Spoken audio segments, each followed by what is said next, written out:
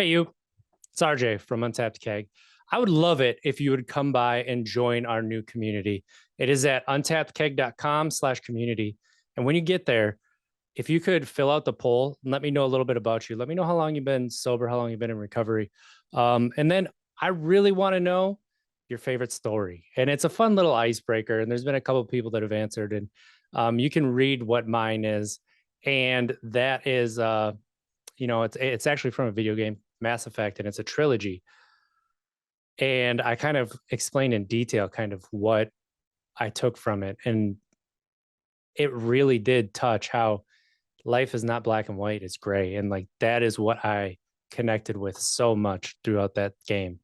And then the last thing I want you to do is go there because you can be a part of the show. Do you want to hear yourself on the show?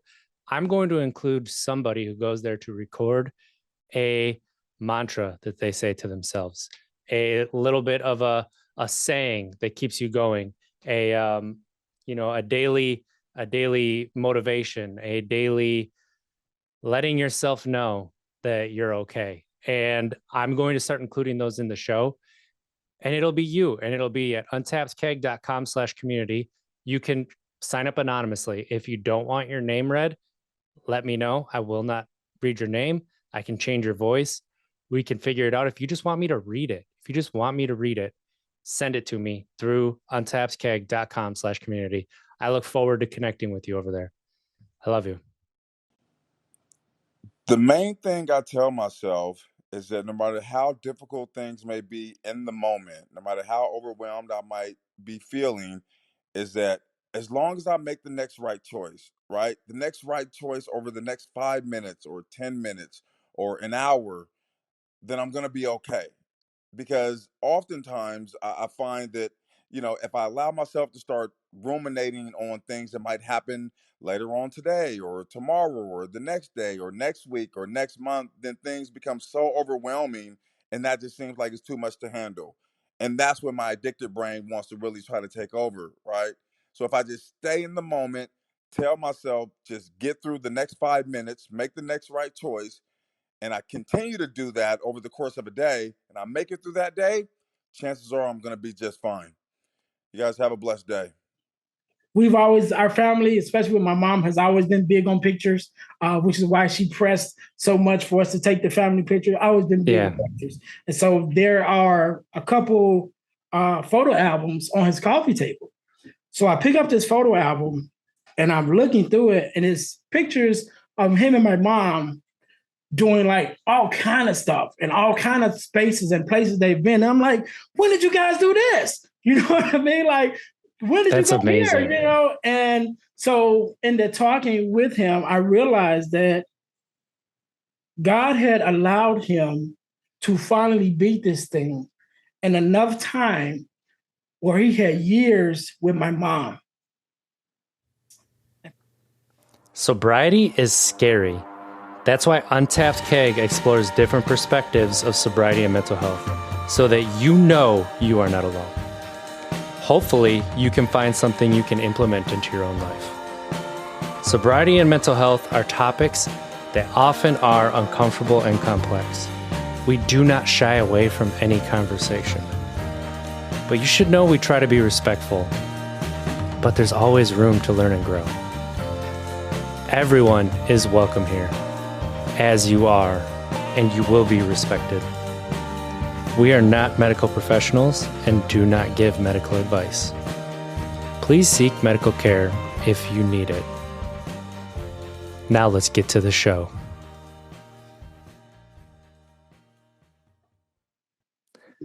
Hello. Thank you for tapping into Untapped Keg, podcast where we explore the different perspectives of sobriety and mental health so that you can take something from a podcast and implement it into your own lives, because we believe there's only one right way to sobriety, and that's the way that works for you. I am your host, RJ Zimmerman, and I have the pleasure of being here tonight with author, speaker, and host of the Deal to Heal podcast with Earnest James. Earnest James, how you doing, sir? I am good, RJ. Thank you very much for having me. This is gonna be fun because so I was on your podcast a few weeks ago and we had a really good conversation and it just kept going. And then it's like, you know what? I think that we could take this conversation and put it into Untapped Keg, and I'd love to have you on. And you were gracious enough to say, yeah, absolutely. That sounds great. So for those who don't know Earnest James, why don't you give us the elevator pitch on who you are and what you do? So I'm Earnest James, podcaster, speaker, and author is how I'm introducing myself these days. I am coming up on, at the time of this recording, coming up on a year of podcasting. But at my core, I'm just a person who loves people and loves to help people, which is the premise of my whole podcast. The Deal to Heal with E. James podcast is helping two people to deal, heal, and fulfill. To deal with their problems, to heal from the pain, and to fulfill their purpose. And so that's my whole thing. I've been able to, in my life, I've been a pastor, a minister, like I said, author, mentor, fatherless daughter advocate, just a whole world around things. But at the core, like I said, is always something that's helping people, because I'm just a person that loves to help people. And so I started the podcast so that I can reach out or give out, words of encouragement that I knew from the pain that I felt in different areas of my life, but then also to reach out to people like yourself who has had pain and experience and overcome in their own journey. And I always say, I have not experienced everything, and neither do I want to. Right? So I look for people who have been through some things and have come out on the other side, and is willing to share that story and have that same the same heart and the same mindset that I have to help somebody else. And so that's who I am. I'm just a servant at heart. So.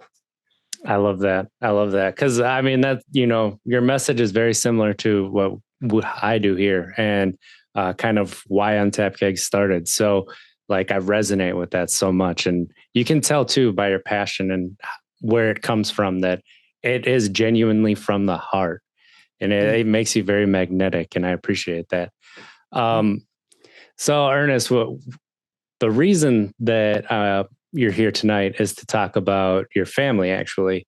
And with that, talk about somebody who has watched a family member fall into substance use, and then you having successfully navigated not falling into that, but also seeing the pitfalls and knowing it. So do you want to kind of give us an intro into who it is in your family, and then just some background with what you saw, and then how it affected the way that you approach the world?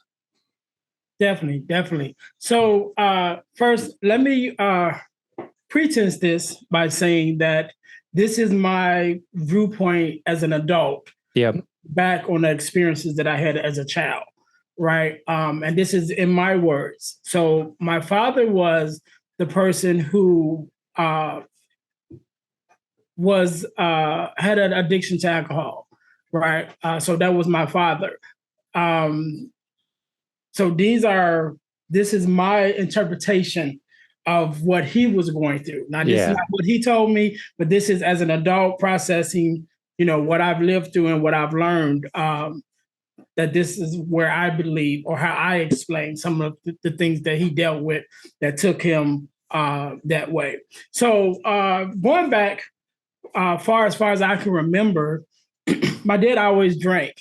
Not necessarily an alcoholic, but he drank to the point that his nickname for some of his friends growing up was Fish, because it was like, you drink like a fish. So that was his nickname in some circles, not to everybody, but his closest friends, referred to him as Fish at times. So that didn't play out into my reality until years later. So my dad come from a proud family, hardworking. I think my grandmother was a nurse. My grandfather worked for Illinois Bell at the time, which turned into Ameritech years later. And so he grew up in this family, very strong ideals and everything. And the other children pushed college, everybody going to college, and he grew up, that was his household growing up. He also went to college. He also went to the Air Force, was a mechanic as far back as I can remember. He was a jet mechanic in the service, and so that's who he was. Later on, he would marry my mom. My mom and my dad literally lived across the street from each other. Right. Oh, wow. My grandmother on my mom's side lived on one side of the street. My grandmother on my father's side lived directly across the street. My dad and my uncle was best friends. And so over the years, him and my mom, fell in love and blah, blah, that whole thing. And so they got married and started their family. My dad would go to the service and come back. And then he himself would begin working for Illinois Bell. And so we lived a nice, comfortable, higher middle class lifestyle. We had the big house, we had the cars, we had the camper that we go, take trips in the summer, that whole thing, and life was good. My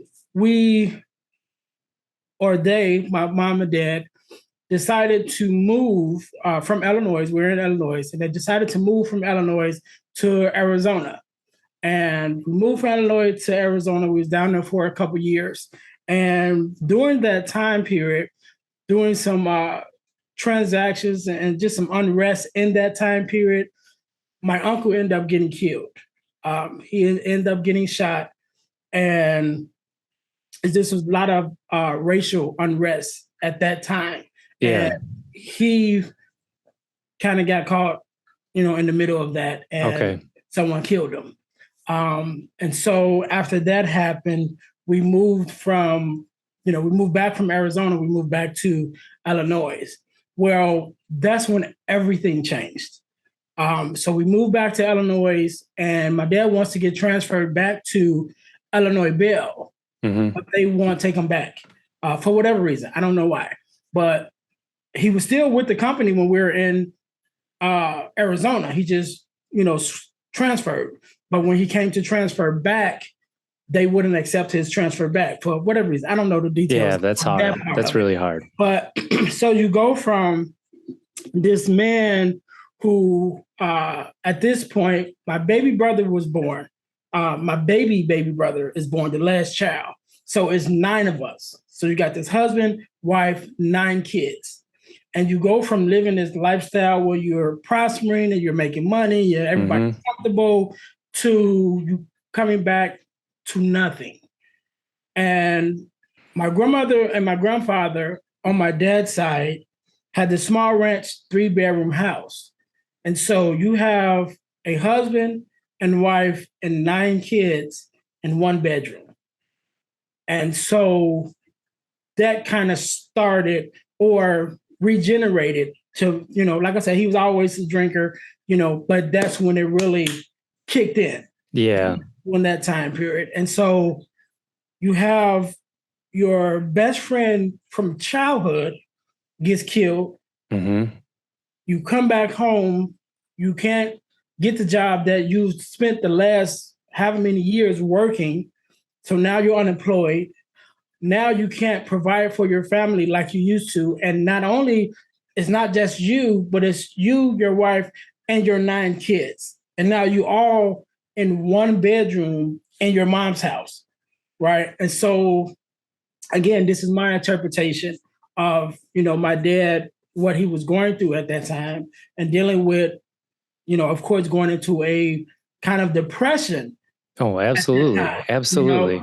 And so it was even days that, which we figured out later, he would be out in his garage and we know there's nobody in there but him, but he's having a whole conversation, and it's like, who are you talking to? There's nobody there.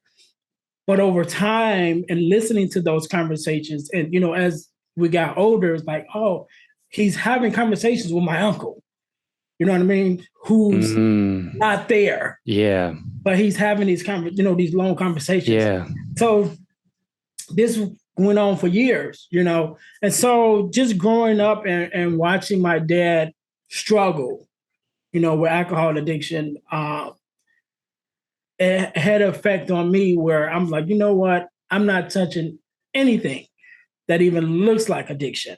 No cigarettes, no alcohol, no anything. And even to the point as an adult, if you remember a couple of years ago when the show Scandal came out. Yeah. Yep. And that was a big thing. And everybody was like, oh, we got to go home and watch Scandal. To me, addiction is so bad. I'm like, I'm not even watching that. Because if you have a sorry, I don't mean to laugh about addiction. But this is really my true. mindset. Yeah, absolutely. Because I'm like, if this show have grown adult people that will stop their real life to run home and watch somebody's make-believe life, I don't want no parts of it. You know what I mean? Like, that's too much of a hold for me. And so that's how I live my life. And still to this day, I live it that same way. Anything that's like a bandwagon, whether it's whatever it is, new technology, whatever. And they're like, yeah, like the Popeyes the spicy crisp chicken sandwich. That came out, and that was the whole big thing. Like, oh, try it. It was years before I even tried it. Yeah. And I probably wouldn't have tried it when I did try it, except I was with my girlfriend and we was at Popeyes and she was like, you never tried it? And I'm like, no. And I gave her the whole spiel and she was like, all right, you got to try it. So I'm like, okay, I'll try it. But that was years after, because that's just my personality. Like, anything that has to do with addiction, anything where everybody just got to run and do it, I'm not doing it, because I don't want anything to have control of me. Yeah. And that was kind of my mindset with it, because, you would hear the stories of, or something would happen. It was like, oh, I was drunk and that's why I did it. Or I was high and that's why I did it. And I'm like, yeah, I'm too purposeful with the things that I want to accomplish in my life that I can have a person, a substance, or whatever that affects me so much that it messes up what I'm trying to do. And then when I ask what happened, oh, the drinking made me do it, or whatever it is. I'm like, yeah, I can't have nothing like that that's controlling me to that point. And so that kind of was my idea, that came from watching my dad struggle. And then as we go on, I've definitely shared more of the experiences of that and watching him struggle, Well, how old were you when you noticed that it was a struggle for him as far as the drinking? And then, like you said, you put the 2 and 2 together that he was having conversations with his brother. Like, was that years in between, or was it like kind of one after the other? No, it was almost immediate, right? Okay. So when we came back from Arizona, I probably was 7 or 8 years old, still young, but very perceptive to be able to pick up on it. And so, from years, seeing my dad drink, seeing him drink all the time. You have a beer here, beer there, whatever, no problem. But now I'm seeing him come in and he's so drunk that he's passing out on the floor. Like he's walking in the room and he's like, boom, he's down. And we're kids and we're playing. So we have to cross over him, so it was like an immediate thing, to see that from a guy who drinks occasionally and still functions, still doing what he needs to do, still making moves, to a guy who now, of course, again, this is me looking back as an adult now, but who now is in a position where you're dealing with depression, your best friend was murdered, you can't support your family the way you want to, you're searching for a job, and things are just not adding up all at the same time. And so now you lean back on that vice. And so that vice to him was drinking, and so it was almost immediate, to the change. And again, like I said, I was young, but living the life of having the years of what it was before, and I still have memories of our house that we lived in, even though I was young. And sometimes I say, I don't even know how I remember the stuff that I remember. I was writing a book. I'm still writing a book, and was talking about different things that happened, through my life as a child, and just remembering about our house that we had, and I gave it to one of my older sisters to read the first chapter. And she was like, "How do you remember all this stuff? Because you were so young, you know?" And I was like, "I don't know how I remember it, but I remember it. You know, I remember the house, I remember the fence, I remember the dog, you know, but I don't know how I remember it, but it just stuck in my head." But to live that life, that high middle class life, and you know, the trips and all of that, to going to now we're all in this one bedroom, you know, it definitely left a mark enough to me where I remember it vividly. Yeah. You know? And I mean, that's a massive change. Like, that's not something that is just like gradual. That's a whole world crashing down. And, you know, that would make an impact on everybody around because you're all feeling it. Yeah. How old were you when you listened to the conversation and realized who he was talking to in the garage? So those conversations became later. So we ended up moving. We did end up moving out of my grandmother's house, right? So this was my dad's mom. Mm-hmm. So my mom's mom bought a plot of land. And this was a nice sized plot of land, a couple of acres. So on this land, there was a house. Now, this house probably should have been torn down and demolished. You know what I mean? Yeah. But at that time, it was like, look, it's a place to stay, to get us out of this one room. Mm-hmm. And so my dad went and started working on his house, and he fixed up the kitchen, and he fixed the kitchen, the bathroom, and one bedroom to where it was habitable. And him and my mom took the bedroom. The rest of us stayed in the kitchen. You know, slept in the kitchen, whatever. We still had access to the rest of the house, but as far as that was in, you know, real good shape where we can be comfortable, it was just the kitchen.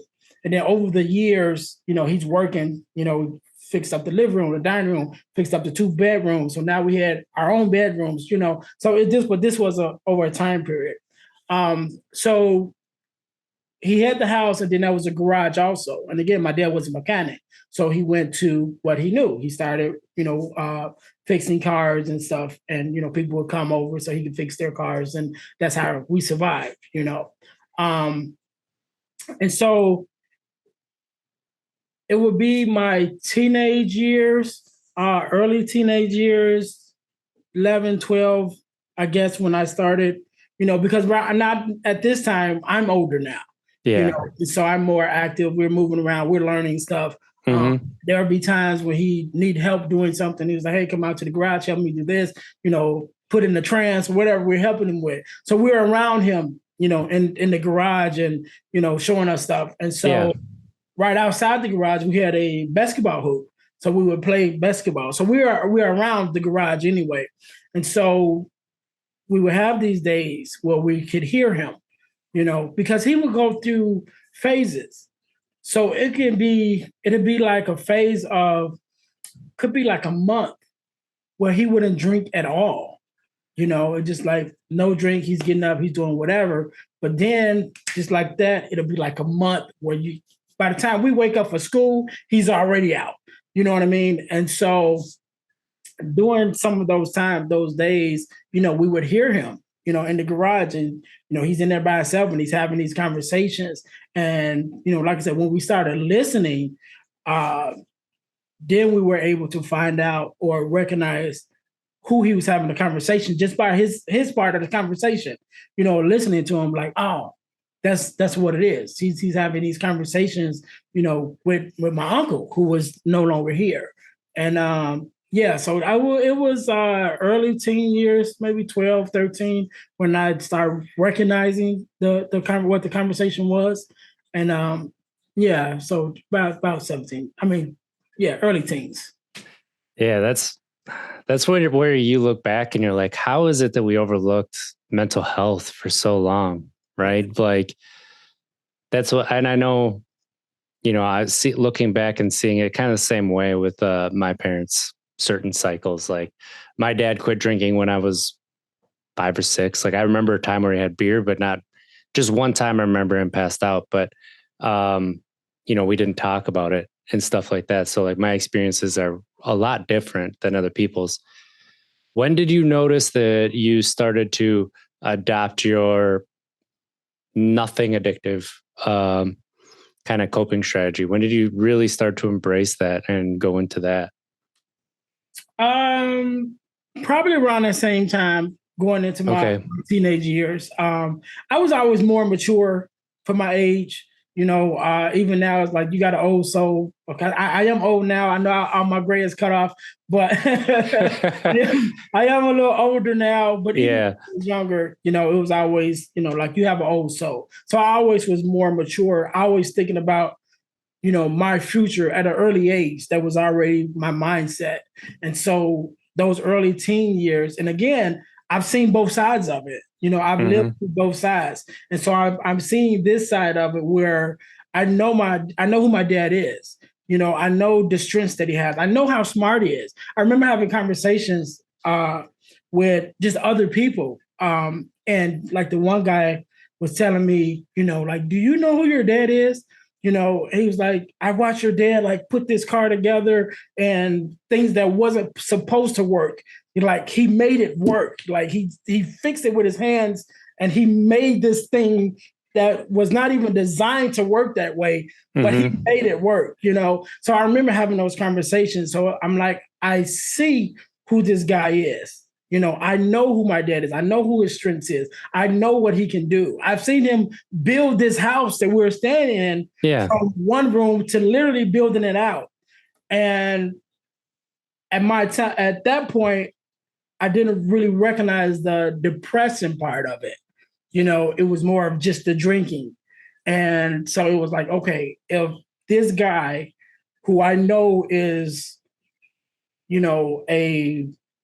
I don't know what you want to call a giant. I was gonna say a titan. Like he's a titan, right? Yeah. This warrior that I know because I've seen him go to battle. But now this thing, whatever, this addiction has broken him down when, other things couldn't and other people couldn't. But now this thing has a hold on him now to the point it's hard for him to function. And that was addiction. And so at a young age, I'm like, I don't want no parts of it. And so it started early for me. And I just started developing it. Because I remember even getting into my teenage years with my brother, who was just the opposite of me. So we'll talk about my brother in a second. But my brother and my best friend and some of our other friends, when we started getting to the mid teenage years, going into the late teenage years, as with all teenage boys, everybody wants to get into drinking. Right. And so we, going and, and so that was always the thing because they got into it. So they started it. And so they get started and they like, hey, because I'm around, and it's like, hey, we're drinking and whatever, come on. And I'm like, yeah, I'm good. And so they will always try to get me to drink. So I told them, well, look, I'll drink when I'm old enough to buy it myself. Right. And so they gave me a couple of years till I hit 21.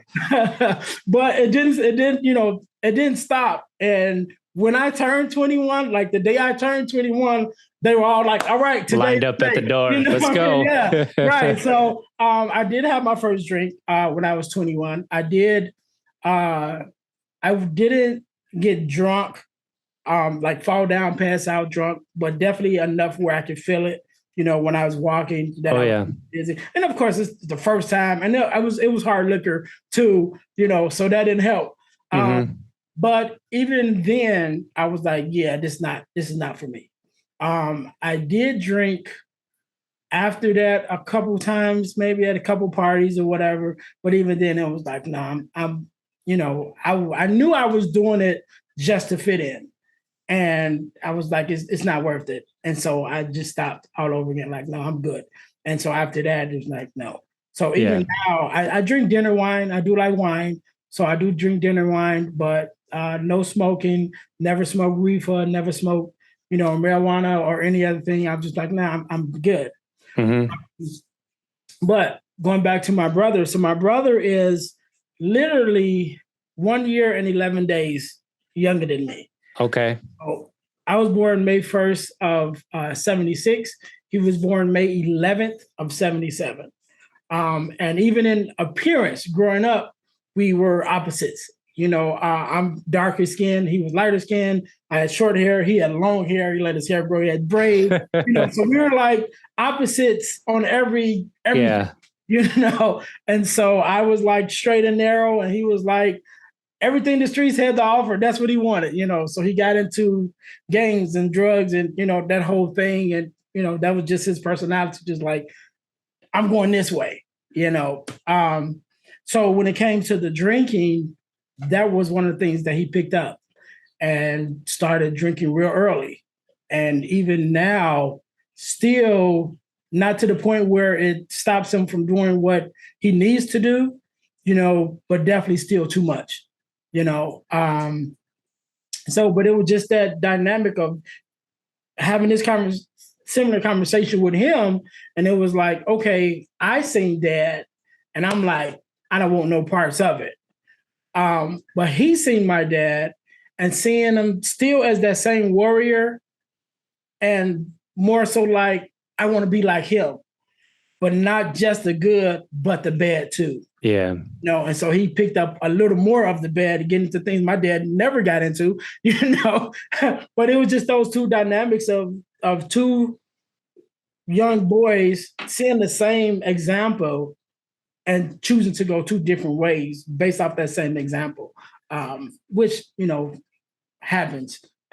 Yeah. I mean, it does. The things that we don't realize we're keying on and being in the same situation, it's, when you look down the road, because that's the only time you really can look, is like, wow, how do we do that? But, did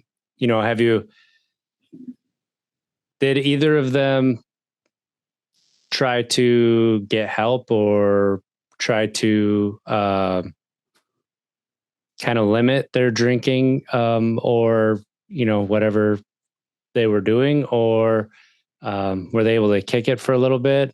I'm gonna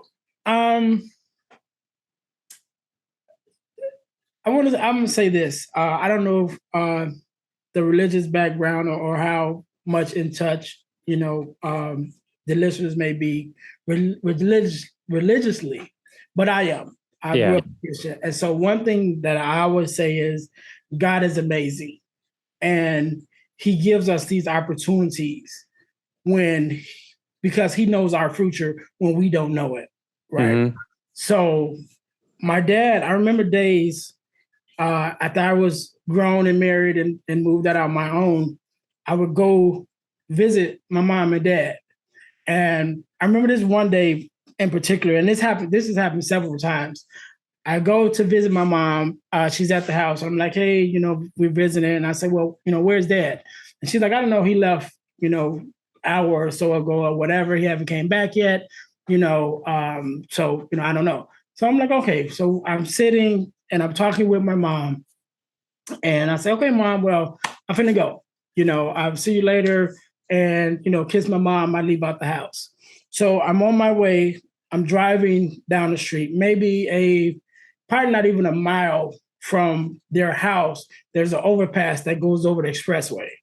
So I'm driving, and as I'm going over the expressway, my dad is sitting on the rail, on the bridge, and he's out of it, And wow. I see him, and I get to the bottom of the bridge, and I pull in, I park the car, get out, I walk up the bridge. And I'm like, Dad, like, what are you doing or whatever? And like I said, he's out of it. He's like, oh yeah, And so I'm like, come on, I get him, go down here, I put him in the car, I drive him back to the house. And I'm like, Mom, I tell my mom, Dad was up just sitting on the bridge, whatever. So there was another time, could have been years later, a year or so later, or whatever. Same scenario, sort of. I go to the house, and at this time they've moved. My mom and dad bought a house, so they bought a house. They moved, so now they're living somewhere else. And I come to the house. I'm like, "Hey, Mom, same scenario. How you doing? What's going on? Where's Dad? And she's like, I don't know. He left. I don't know where he went. Whatever. And so I said, well, how's the drinking? And so we're having this conversation, like, how is that going?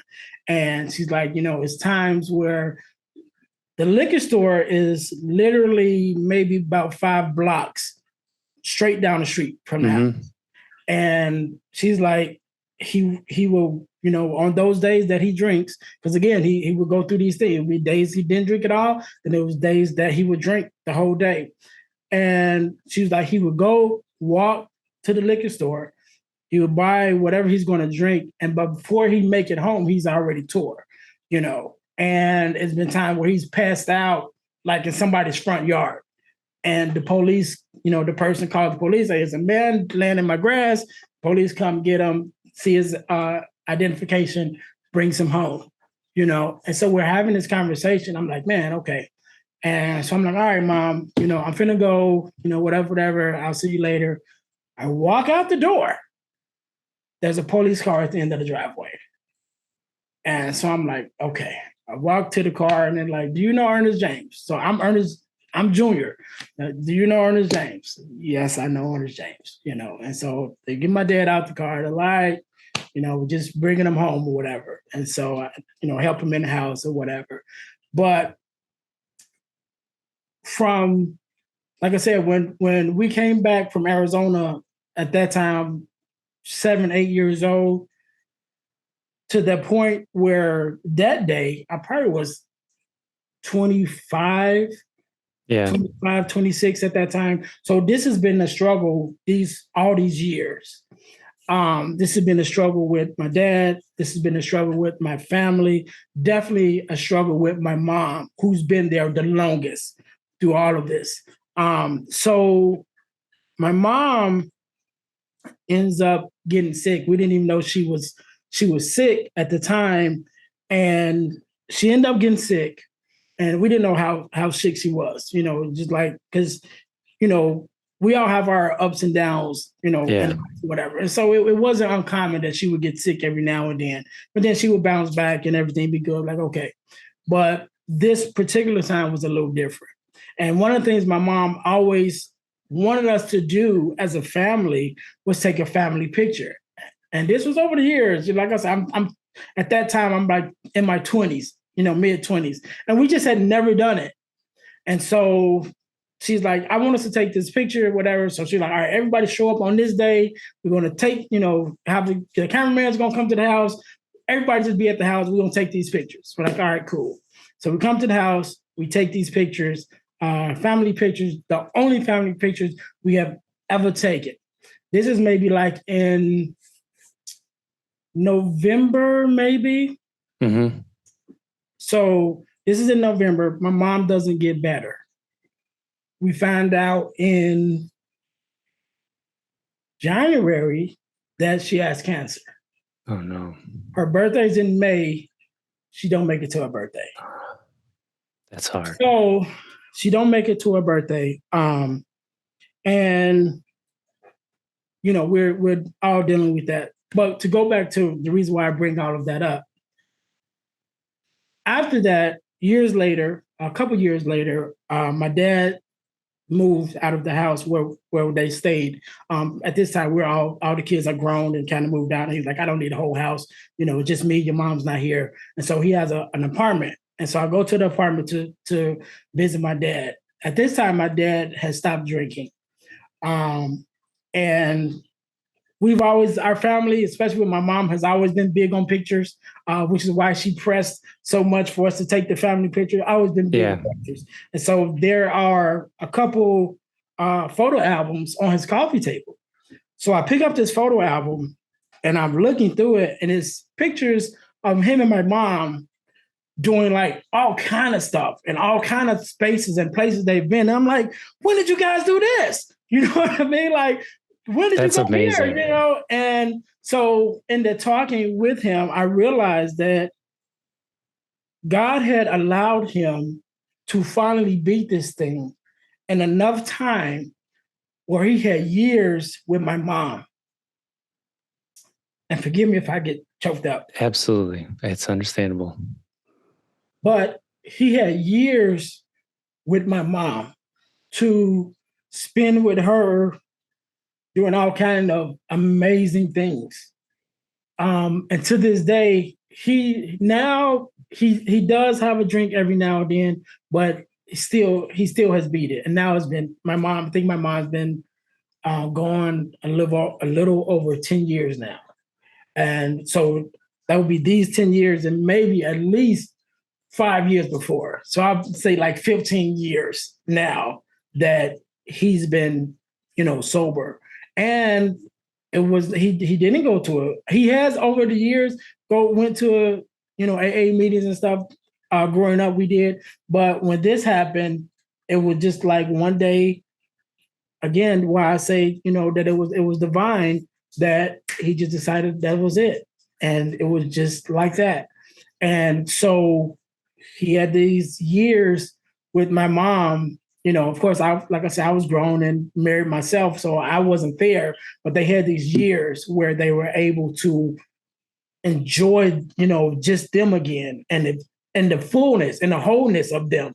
Not her always looking out for him because now he's drunk again or whatever. So they had these years where they had that, and that's why I say God blessed them with that, and even with us as a family, with the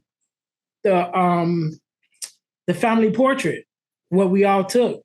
That's the only family portrait we have, and I think even with that was God putting it on my mom's heart to really push for it, not knowing that a good 5-6 months later she wouldn't be here. So yeah, so that was my dad. With my brother is what I call a functioning alcoholic. So he does work and everything, so he can, he functions as usual.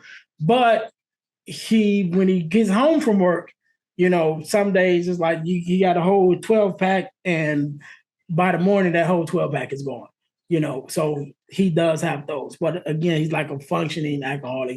He's not, bad as my dad was, but still too much, in my eyes anyway.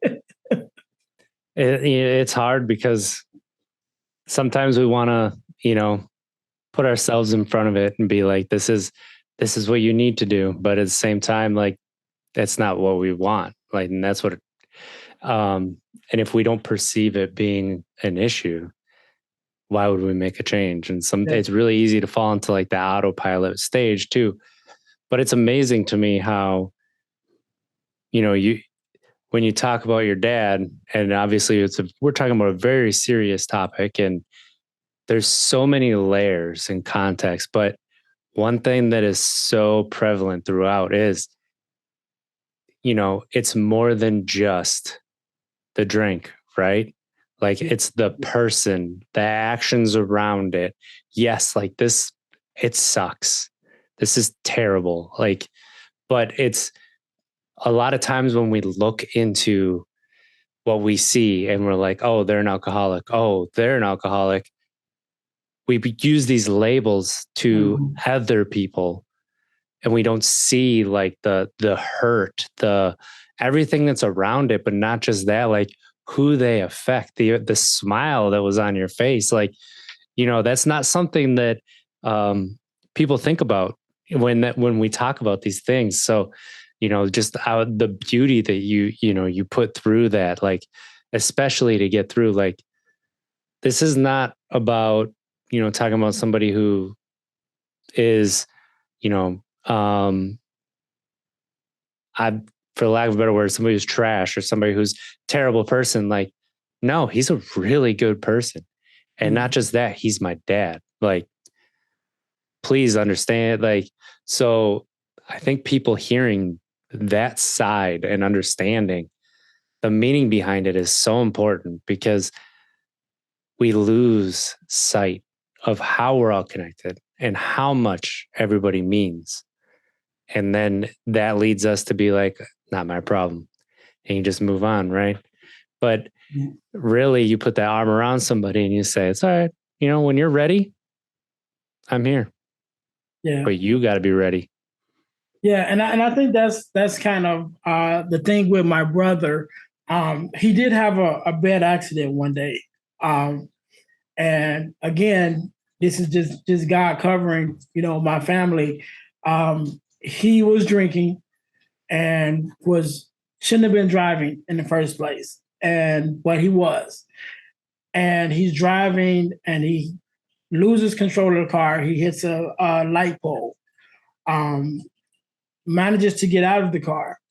And, the ambulance came, the police came, his girlfriend at the time came, and his car is totaled, and they're like, you're lucky to even make it out of that car. And for one thing, but then you're also lucky that you made it out and you're not hurt. You know what I mean? Like one thing to make it out, but you could have made it out with a broken arm, or, but you actually made it out with nothing wrong with you. And even to show even more how he was blessed in that situation, the police officer who was there and was questioning him, obviously knew he was drunk, but he was like, I'm gonna show you some grace. I'm gonna let your girlfriend take you home. And we'll just, report it as a abandoned vehicle or whatever. I don't know how he worked it out, but he allowed my brother to go home, And so from that day, my one thing that did change is my brother like, okay, I'm not drinking if I'm going somewhere. So that did stop the drinking and driving, but it didn't lessen the drinking because it was like, nah, just drink at home, And I think the harder thing for a person who is a functioning addict is it's like, hey, I'm functioning. So as long as I can do the functions that I'm required to do, then it's okay, because this is like my reward to myself for doing what I'm supposed to do. And so sometimes it's a little harder to get through to them, because it's like, hey, you could be like, I can be like, hey, you're drinking too much. And then he's like, well, why do you say that? Because I've done this and I've went to work and I'm on time and I do my job and I come home and I take care of my kids and whatever. So I'm doing everything I'm supposed to do.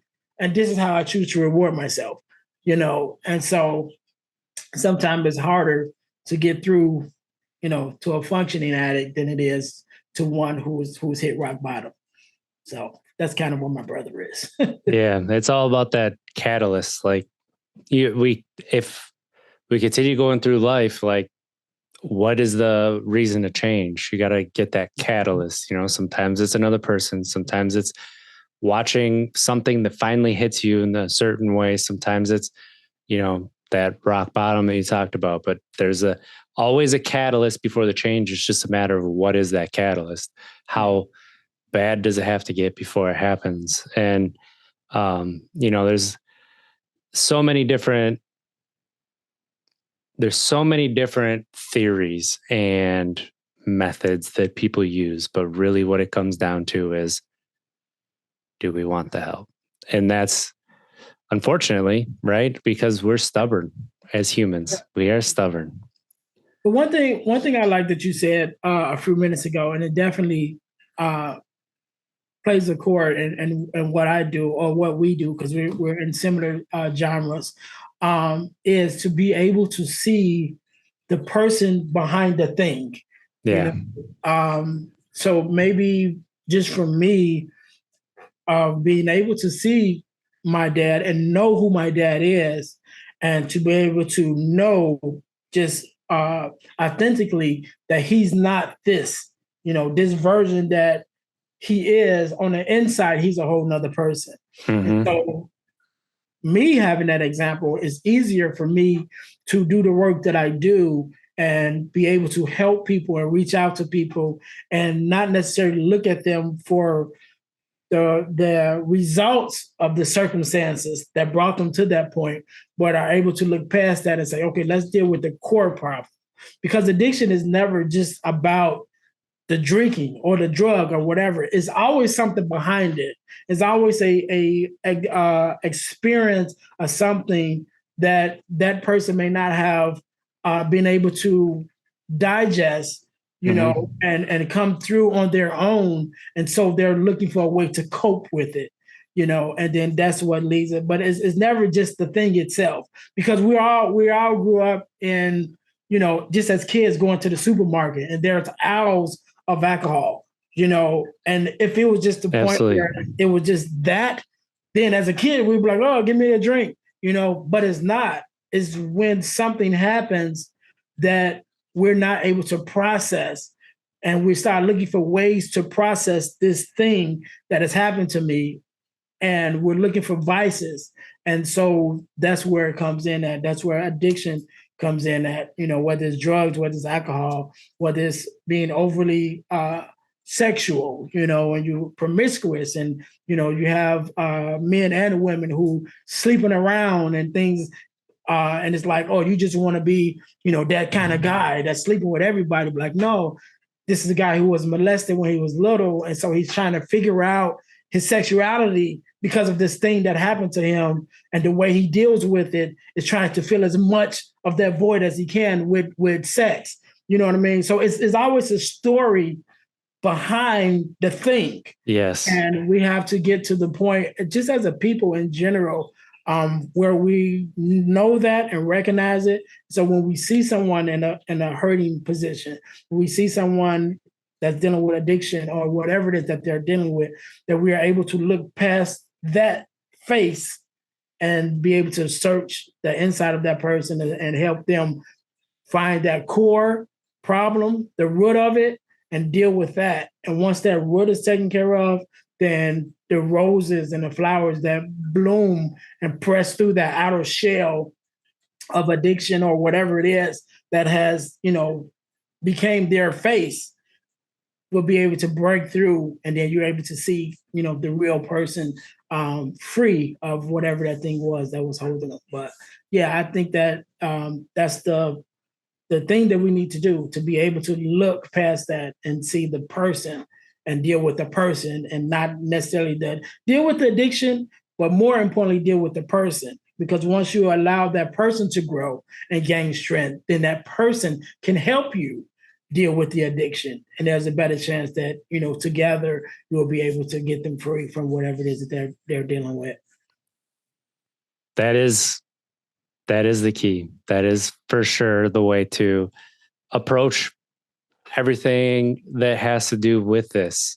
And it's escaping, numbing. You're, like you said, filling that void. Like, what is that internal need that we're trying to fill with an external thing? And sometimes we do it with goals, right? If I get to this much money, these problems will go away. If I get this job, my life will be better. If I get this, I'll be able to have pride in myself. And I'm speaking from experience, because I am also working on this right now, to stop putting my internal needs, understand that I need to talk to myself and say, this is an internal need. I'm putting it on an external thing. I need to stop that, because if I can't fulfill what I need internally from myself, that externally, whether it's from another person, whether it's a goal, whether it's a thing, it's not going to fill anything either. Right. And that's where it starts. So yeah, that was absolutely beautiful what you said. So Earnest, if people want to keep up with you, where can they check you out? Definitely, I want you guys to look me up on YouTube at the Deal to Heal with E. James podcast. You got to make sure you put that with E. James podcast, because there are other Deal to Heal podcasts. But it's Deal to Heal with E. James podcast on YouTube. Definitely, because I want to definitely get those numbers up also. But you can also find me on Facebook, on Instagram, still on the Deal to Heal with E. James podcast. On TikTok, I'm on TikTok also. So I'm working on my website. I'm working on my website, because again, I'm podcasting, speaking, and I'm writing. So I'm working on my website, which should be up soon. And that's dealhealfulfill.org. So dealhealfulfill.org. And that'll be my website that I'm working on putting out. Also, I'm very happy with to recently have launched my ebook website, where I have 3 ebooks that is out now. One is called Forgiving Me, the 4 Steps to Self-Forgiveness. One is called From Males to Men, which is a male mentoring book for young men going into manhood. And then there is a book that is very close to my heart, which is called the 4 Core, which is the 4 core principles that every daughter should get from her father. And so, I mentioned earlier, I am a fatherless daughter advocate. There's a whole story behind that we can talk about some other time. But that's very dear to me. And so to be able to write that book for the fatherless daughters that I am an advocate for, to let them know at its core, the 4 values that you should be receiving from your father, and not just your father, because as I explained, those 4 core values that you look for from your father as a woman, you need them throughout your life. It just transfers where you're getting it from. So as a young girl, you're getting it from your father. But when you find a mate or a husband, then you still need those values, but now you're looking for it to come from him. And so, so those books are available at ebooksbyejames.com. That's ebooksbyejames.com. So again, you can look me up. You can find me on Instagram, Facebook, definitely YouTube, under Deal to Heal with E. James Podcast. And if you want to support me with my works, ebooksbyejames.com, and that's where you can find me. All right, awesome. So thank you for tuning in. This has been the Untapped Keg podcast where we explore the different perspectives of sobriety and mental health so that you could take something and implement it into your life. You can check us out on YouTube, youtube.com/untappedkeg. Podcast is on all audio platforms. And hit us up on social media. We have a new community page that's going to be coming out, untappedkeg.com/community. Find out how you can be a part of the show. So go there, become a member. You can talk anonymously, leave some tips, and then you can find out how you can be a part of the show. And I'm really excited for what we have going on there. And with that, let's try to be better tomorrow than we were today. Because at least if we don't make it, we tried. Have a great week, everybody. I love you.